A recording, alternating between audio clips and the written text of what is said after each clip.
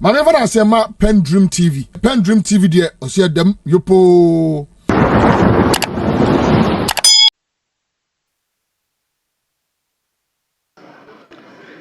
Yes, Minority Leader.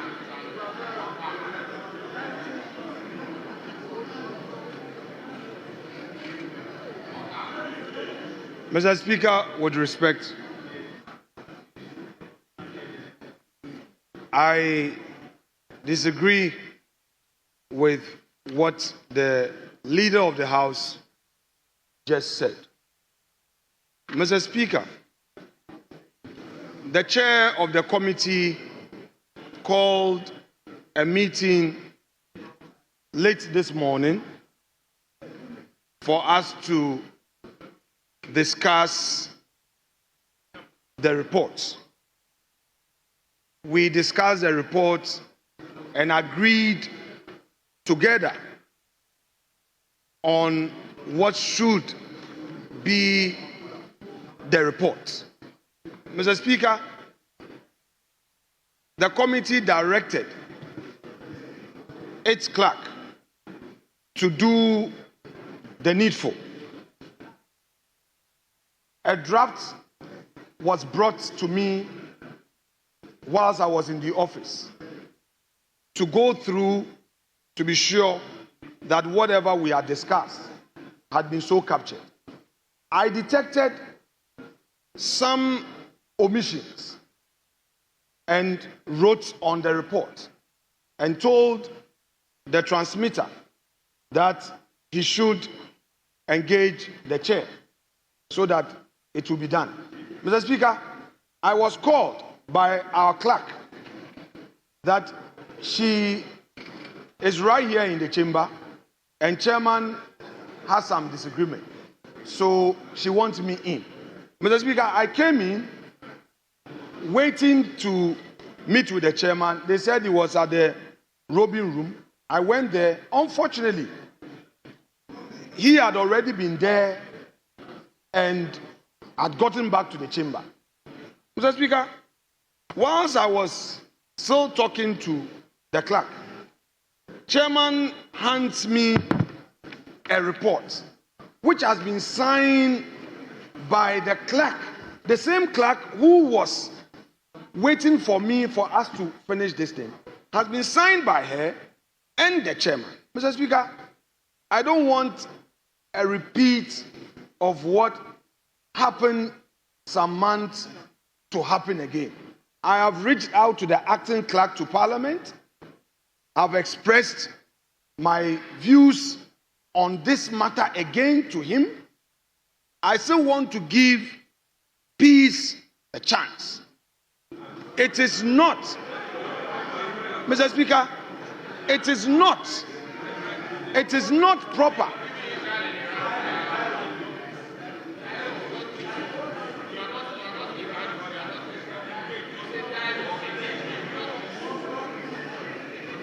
Mr. Speaker, my colleagues are introducing a phrase that I want to adopt.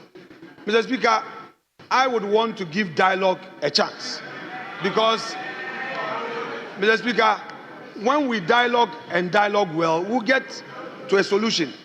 What I agree, however, with the Leader of the House is that, yes, members of the committee have expressed their principled position on the matter, but it is how that is to be expressed. If your side is satisfied with how your views have been captured, and this was a matter of discussion at the committee, then be fair to us also to have our views correctly captured.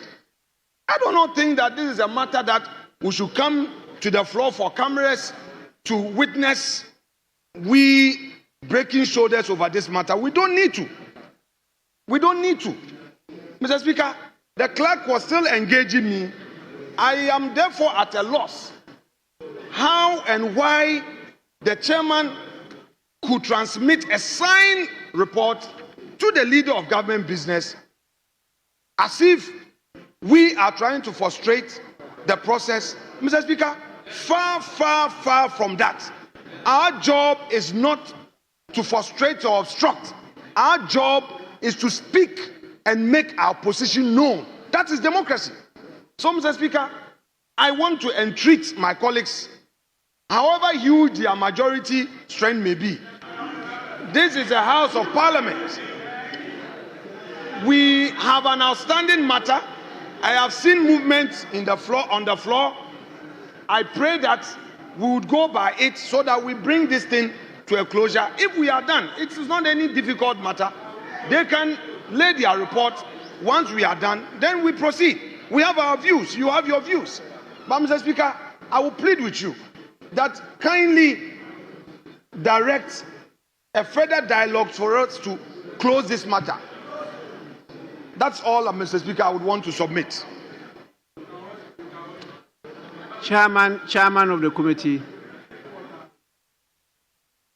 Right, Honorable Speaker, thank you very much for the opportunity to respond to issues raised by the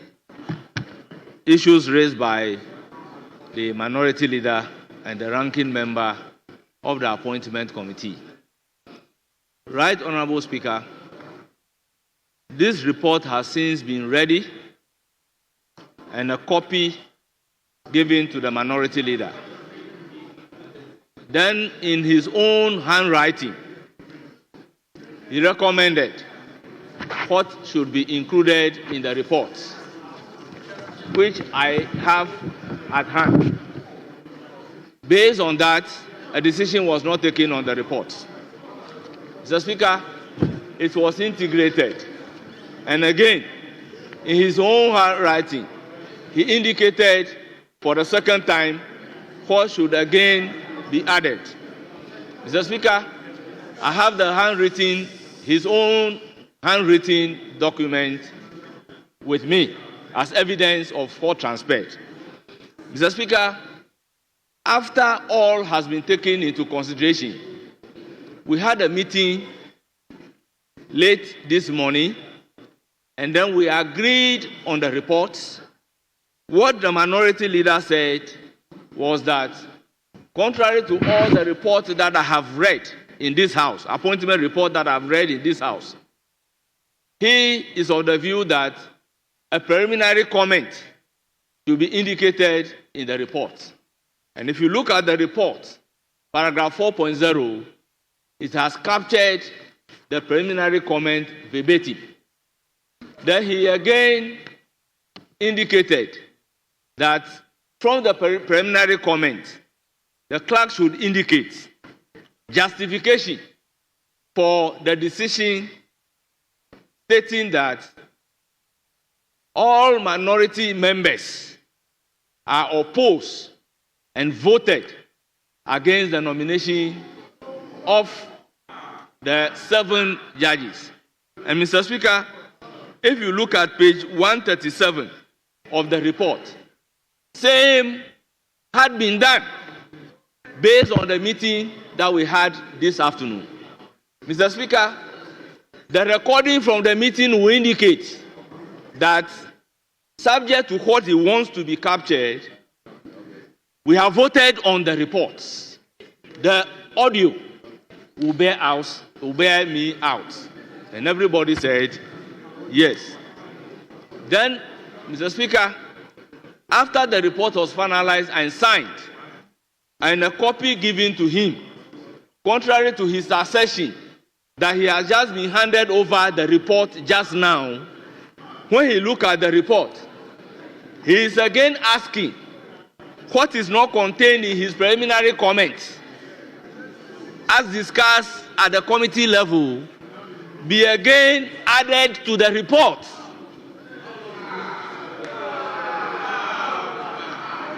Mr. Speaker, I have a copy of the preliminary comments that he brought at the committee level. I can give out the preliminary comment and what he's asking to be added, which has never occurred at the committee level, so that they compare it with his own preliminary comment that he has added and what he is now seeking the clerk to add. So, Mr. Speaker, I indicated to the clerk that once what he is seeking to be added is not part of the preliminary comment that he said we should include in the report, that should not be added. Mr. Speaker, to what extent, as the chairman of the committee, will I indulge the minority leader and the ranking member of the committee? So, Mr. Speaker, the report is ripe to be taken, and it should be laid. In life, honesty is the best policy. It is the truth that will make all of us free. I wasn't the only one at the meeting. Both majority members and the minority members were at the meeting. Mr. Speaker, so long as you said they should take the conclusion from your preliminary issues that you have raised, and what you are seeking to do now is not part of your preliminary comment. It's not an issue before the committee. So why should it be indicated? Mr. Speaker, let me also place on record that I have read committee's report, including appointment committee's report. If a decision is taken or you have voted no, you don't do justification in the report. In this house, when we take a decision by voice vote, do we indicate justification in the report? If you take decision by head count, do we indicate decision in the report? If you take decision by voting, do we indicate why you have voted no and why you have voted yes? So, Mr. Speaker, we are setting a very bad precedent. This House is setting a very bad precedent. All that I have seen to be happening is that the report is by a majority decision. That is all. When you are on your feet and you want to justify why the report should be a minority decision, then a majority decision, then you can make your submission to justify why you have voted in the way the report is. But to say your justification should be part of the report, Mr. Speaker, is very novel, and I'm seeing it for the first time. However, we have indulged him, and the report has captured the same. Mr. Speaker, I humbly submit.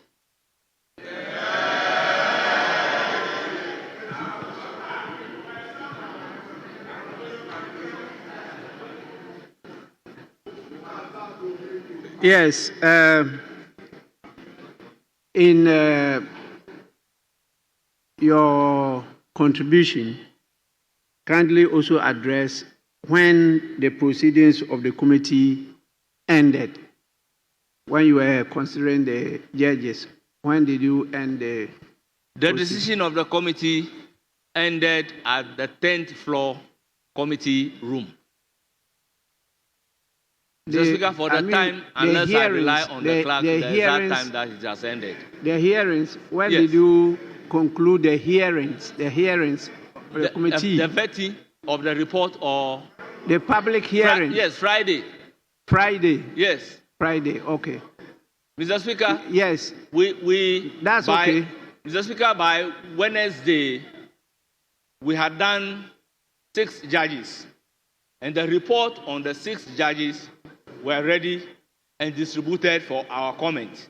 So, Mr. Speaker will recall that whilst we are in your office, we started going through the reports. So, Mr. Speaker, on Friday, it was only one judge that was vetted owing to a petition that the committee has addressed. So, for me, what was left was the consideration of the report of the single judge vetted on Friday. And Mr. Speaker, when the report of the single judge was produced, copy was given to the minority leader, and in minority leader's own handwriting, he made comments that comment should be integrated. And Mr. Speaker, that comment was integrated. Yes, and yes. Because it was in his own handwriting. First Deputy Speaker, yes, we heard you on that one. So let me listen to the Deputy Minority Leader. I think you are a member of the committee. Yes, thank you, Mr. Speaker. Mr. Speaker, I would agree with both contributors that we had a discussion on the report. And at a point in time, we came up with suggestions as to the format in which the report was to be taken. After a series of questions from the Honorable Deputy Minority Leader, we all agree that yes, what the Honorable Minority Leader is indicating must be incorporated in the report. But before dispersing from the meeting, there was a clear understanding that after inserting the preliminary comments and the suggestion that was written, Honorable members. Yes. Yes, honorable members, we all heard her. Please.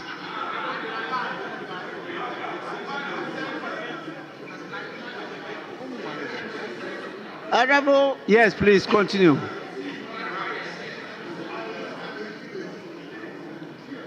The minority leader pleaded, and it was accepted, that after the incorporation of the suggestions in the report should be reverted back to him, and then he will have a last look at it, and then be ascertained that it is the full capture of what he indicated before it is signed and accepted by all of us. I'm here to learn that even though the minority leader, whatever he wrote was incorporated, it was never sent back to him. It was sent back to him. He made an input. He made an input correcting a statement that was not right.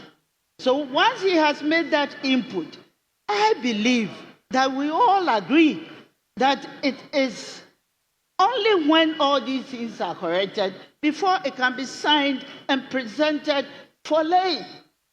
So, Mr. Speaker, I'd like to beg of you. I think we are all trying to build consensus in everything that we do. Dialogue is the most important thing. We have dialogue with the chair, and if he's not going to agree to what we are suggesting, it is not a right position of the minority. And therefore, it is very important that what we want to express out there must be clearly stated. So I would like to plead with you, Mr. Speaker, that give us a little more chance to go through the report again, and then by the agreement of the committee members, then we will represent on the floor. Thank you, Mr. Speaker. Honorable members, I don't think we have to continue this exchanges. It's not a debate, but we are governed by rules. And Order 215 gives us an indication of how reports of committees should be not only adopted by the committee, but also presented to the House. And 215.1 says that the deliberations and recommendations of a committee shall be presented to the House in the form of a committee, of a report. Honorable Dr. 2152 says, the committee shall consider and adopt the report prior to the presentation of the report to the House, and the report shall be signed by the chairperson and the clerk to the committee. With specific reference to the Appointments Committee, 21711 says the committee shall report to Parliament within 3 days after the conclusion of proceedings of the committee when Parliament is sitting.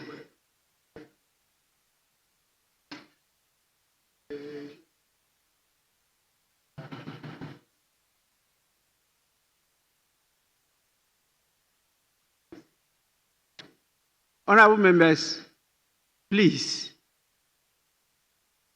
when you are dealing with serious matters of this nature, you don't keep on conversing as if you are in the market square.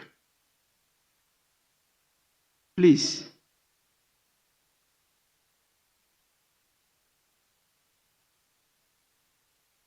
After listening to the information from the members of the committee, the chair, the ranking, and a senior member, the deputy minority leader, I think some of what you refer to I'm aware of,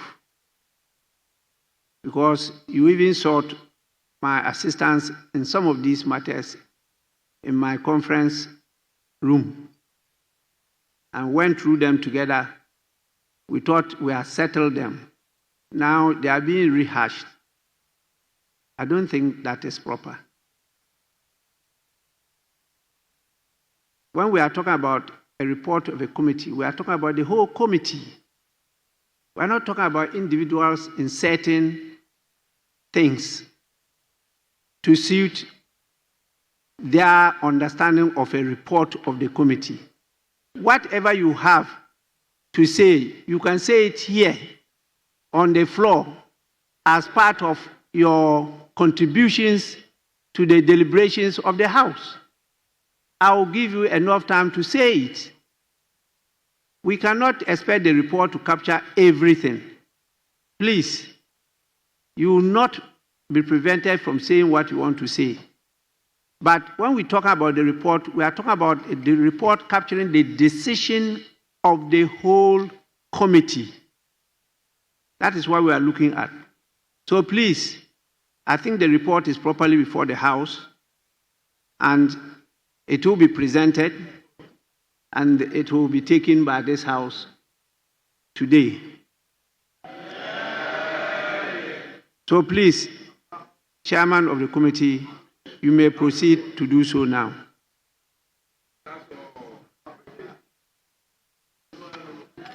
Report of the Appointments Committee on His Excellency the President's nominations for appointments as Justices of the Supreme Court of Ghana.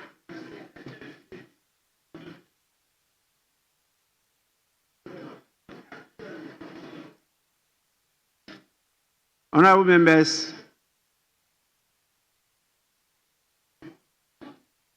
the report of the Appointments Committee has been presented to the House. It's now for distribution to all members of Parliament. Yes, any other business?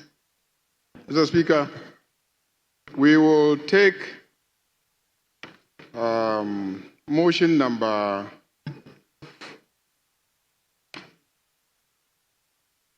11, which is, it's not a motion, Mr. Speaker. Item 11, which is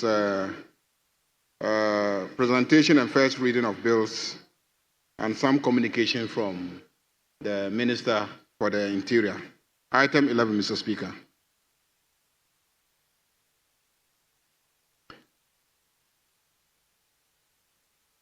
Honorable members, item 11, presentation and first reading of bills, public holidays and commemorative days amendment bill 2025. Minister for Interior. An act to amend the Public Holidays and Commemorative Days Act 2001, Act 601, to provide for Shark Day and the first day of July as statutory public holidays and for related matters. Honorable members, the public holidays and Commemorative Days Amendment Bill 2025 has been presented to the House and referred to the Committee on Interior, and I will add Defense and the leadership of the Committee on Constitutional and Legal Affairs.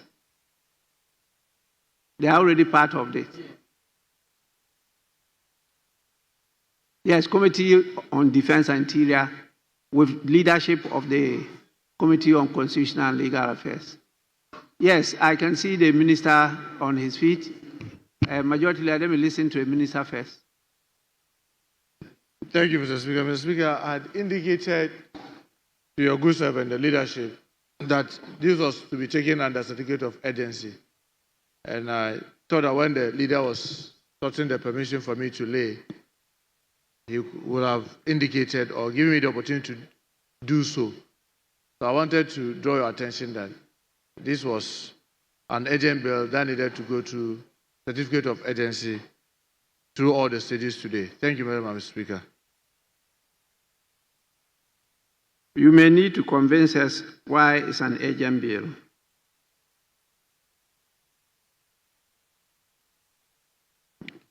Mr. Speaker, yes. Yes, Mr. Speaker. Minority Leader, what is it on? Just a minute, just a minute. Yes, let me listen to him, whatever it is. Let's listen. Yes. Mr. Speaker, with respect, the application was made and the paper was duly laid. The referral was made to a committee that brought a closure to that application. Mr. Speaker, the minister now gets to his feet to direct government business and to make a suggestion that the leader of government business should have proceeded in a certain manner. He is one person who has been talking about rules, that we should be guided by our rules. Mr. Speaker, he got up to now attempt to direct affairs without reference to any rules. Mr. Speaker, they are against certain precedents being set. If there is a new precedent that after a paper has been laid, the minister can now come through back door to make an application that the leader of government business should have incorporated certain things in his application, and that was not done. So he is now moving it. Mr. Speaker, let that president become part of this house. Because, Mr. Speaker, this is a minister who is on record. To have insisted on the rules. Mr. Speaker,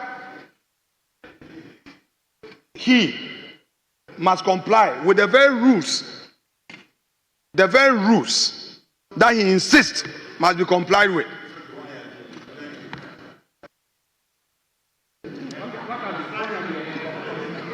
Majority Leader. Mr. Speaker, the rules are very clear that bills presented to this House must be gazetted. When the bill is not gazetted and it is presented to this House, it is clear indication that it is coming as an urgent bill. It is. The rules are clear. Mr. Speaker, let me read the standing orders.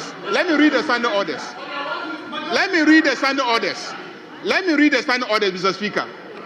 Let me read the standing orders. Order 159. Presentation of bills and gazette notification. Subject to the Constitution and except as provided for in Order 160 and 162, a bill shall not be introduced in the House unless the bill has been published in the Gazette at least 14 days before the date of the introduction of the bill. Then 160 says that the sponsor may submit a bill to Parliament without publication in the Gazette where the sponsor of the bill considers the bill to be of an urgent nature. To the extent that he has not published it in the Gazette, he intends that it comes as a bill which is of an urgent nature. Mr. Speaker, Mr. Speaker, Mr. Speaker, our rules provide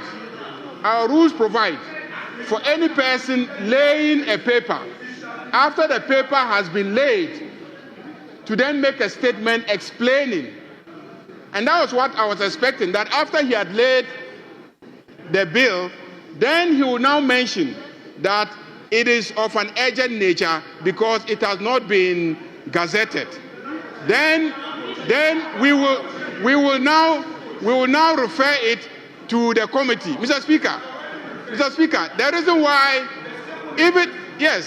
the fact that it has been referred to a committee doesn't mean that the committee is not supposed to exercise its responsibilities under Order 160. The committee, in considering it, will also have to come provide an explanation why it is urgent. But Mr. Speaker asks a question. Why is it urgent? It is urgent because it is meant to regulate public holidays. And we have a public holiday coming in a few days' time, Mr. Speaker. In a few days' time. In a few days' time, Mr. Speaker, and that is why we need to have this bill taken under a certificate of urgency so that the law can be in place for us to be able to enforce the public holiday which is coming in a few days' time, Mr. Speaker. So I urge you, Mr. Speaker, to refer it to a committee under Order 160 so that it will come up with a report and then we'll take it under a certificate of urgency. Mr. Speaker, those are my submissions. Motion moved and seconded. It's a procedural motion, so I put the question. Those in favor of the adoption of the motion say aye. Aye. Those against say no. The ayes have it. The motion is carried. We now move to the substantive motion, item 1.3 on the order paper. Chairman of the committee. Right Honorable Speaker, I rise to move the motion number 13 at page 6 of today's order paper, that this Honorable House adopt the 15th reports of the Appointment Committee on His Excellency the President's nomination for appointment as Justices of the Supreme Court of Ghana. Right Honorable Speaker, in doing so, I present the Appointment Committee's report.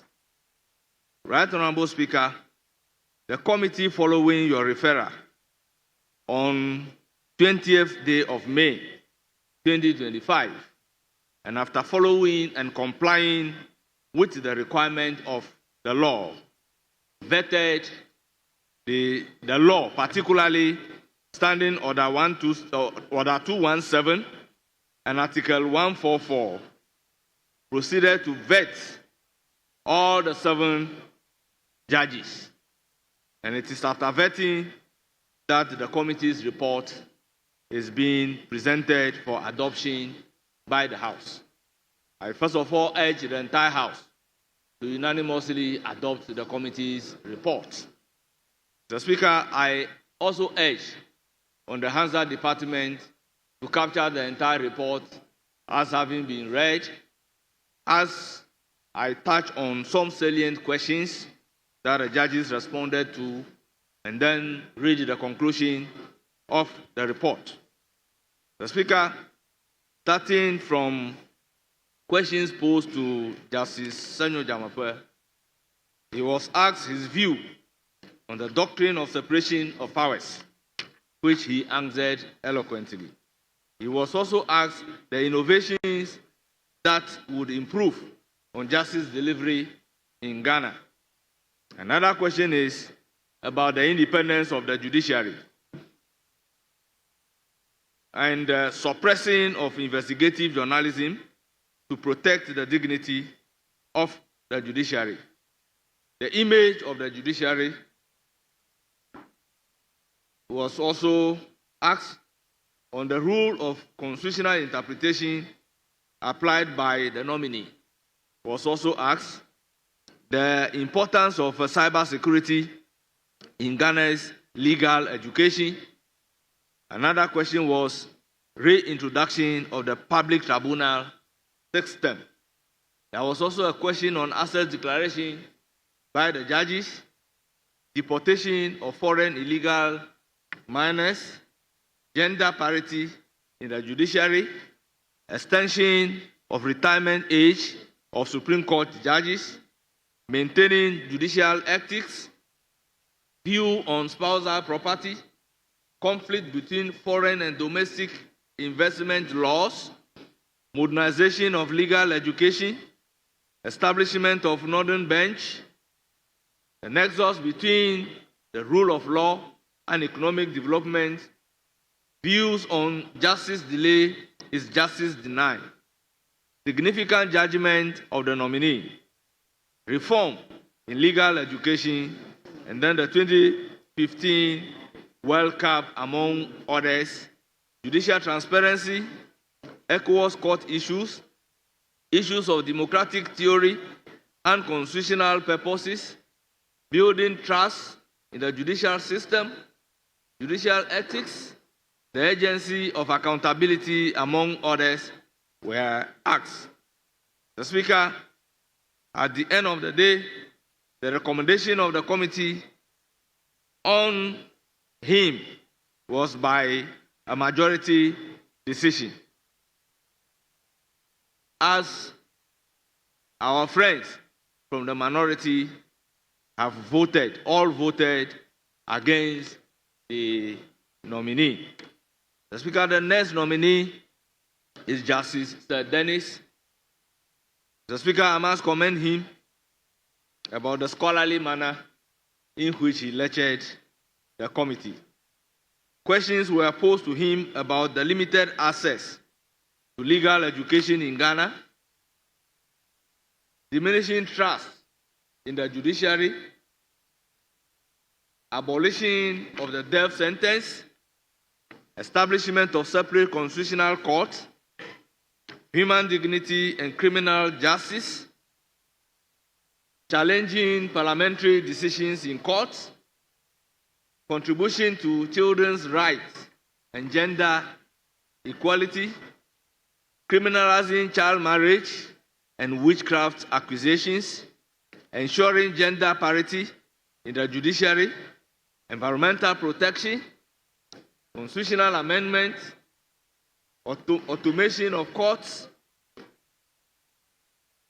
judicial dress code in Ghana's courts, tax obligations, nominees' honorary position, nominees' legal education and qualifications, retirement age for Supreme Court judges, the nominees' view on judicial precedent and legal interpretation, functions of the Judicial Council in appointment of Supreme Court justices under Article 1442.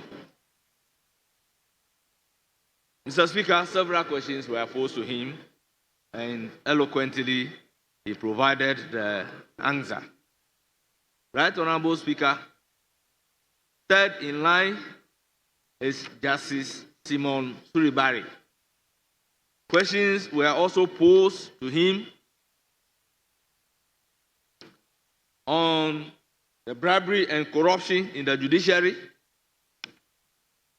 investigative journalism in exposing corruptions, proposal for consideration by the Constitutional Review Commission, extension of the retirement age of the Supreme Court judges, partisanship of the composition of the Supreme Court, public disclosure of assets by judges, balancing cultural norms with international regulations, particularly LGBTQ+, achieving gender equity in the judiciary, efforts to empower the youth to pursue legal education, key principles on compensation of victims, establishment of an independent judicial commission, inadequate number of judges in the northern part of Ghana, the reintroduction of the public tribunal system, capping of the number of justices of the Supreme Court, tagging of the judiciary, the Speaker, among others, were posed to the judge nominee. He has also delivered very eloquently. The Speaker, once the Hansard Department will capture the entire report, let me stop by stating the questions posed to Brad Philip. Let me conclude by mentioning the questions posed to Justice Philip Bright-Mensah. The first question posed to him was judicial threats, sufficient power in protecting judicial independence, optimum number of the Supreme Court judges, premium placed on judicial service, gun ownership in Ghana, doctrine of separation of powers, recommending judicial reforms,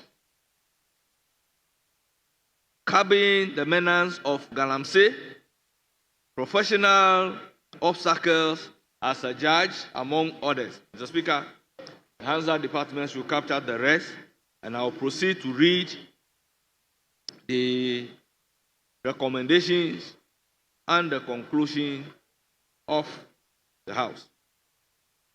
The committee recommends to the House, by majority decision, Mr. Speaker, let me just go straight to the conclusion. Mr. Speaker, in conclusion, the committee, acting in accordance with the provisions of Article 1442 of the 1992 Constitution of the Republic of Ghana and Standing Order 217 of the House, duly examined the 7 nominees submitted by His Excellency the President for appointment to the Supreme Court of Ghana.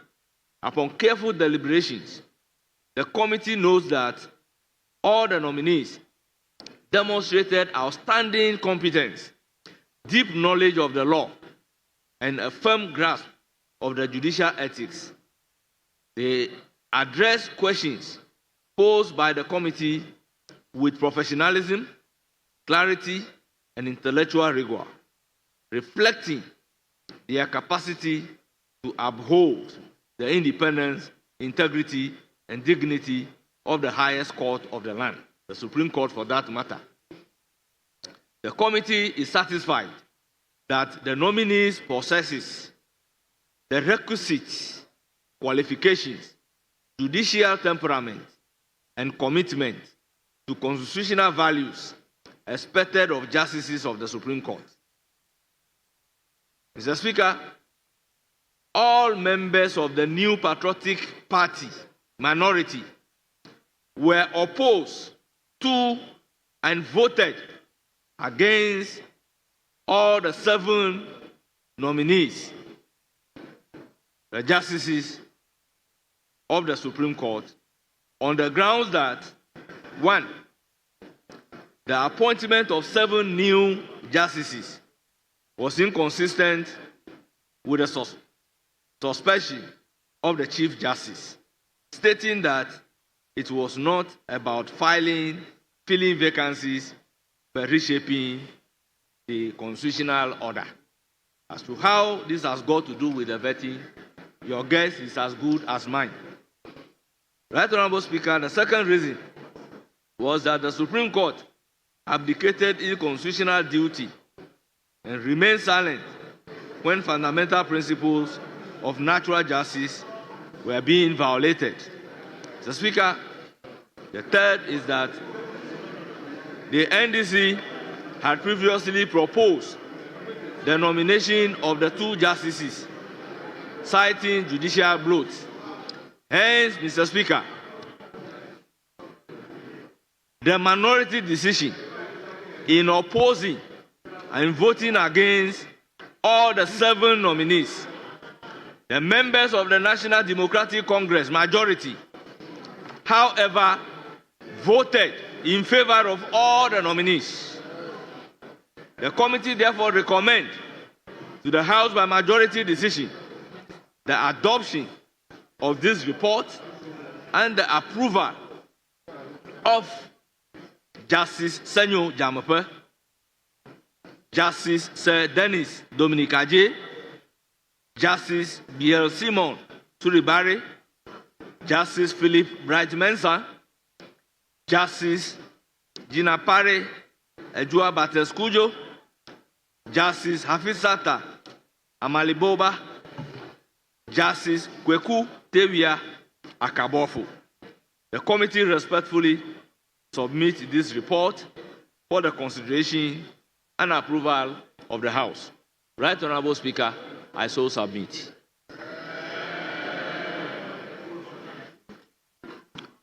Yes, Honorable Member.